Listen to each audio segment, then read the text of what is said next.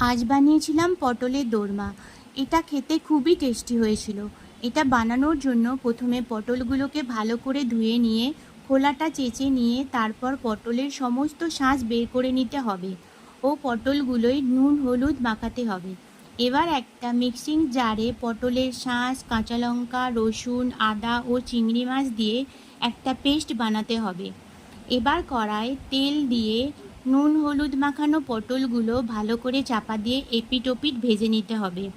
ওই তেলেতেই কালো জিরে ফোড়ন দিয়ে পটলের পেস্টটা দিয়ে তাতে নুন, চিনি, হলুদ, লঙ্কা গুঁড়ো, ধনে গুঁড়ো ও জিরে গুঁড়ো দিয়ে সমস্ত মশলা ভালো করে কষিয়ে নিয়ে কাজু বাদাম কুচি ও কিশমিশ কুচি দিয়ে একটা পুর বানাতে হবে।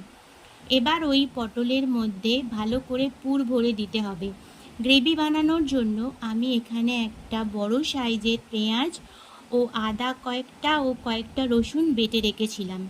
আবারও কড়ায় তেল দিয়ে তেজপাতা, শুকনো লঙ্কা, লবঙ্গ, এলাচ, দারচিনি ফোড়ন দিয়ে তাতে ওই পেস্টটা ঢেলে দিয়ে নুন, চিনি, হলুদ, লঙ্কা গুঁড়ো, জিরে গুঁড়ো, ধনে গুঁড়ো দিয়ে ভালো করে মশলাটা কষিয়ে নিয়েছিলাম।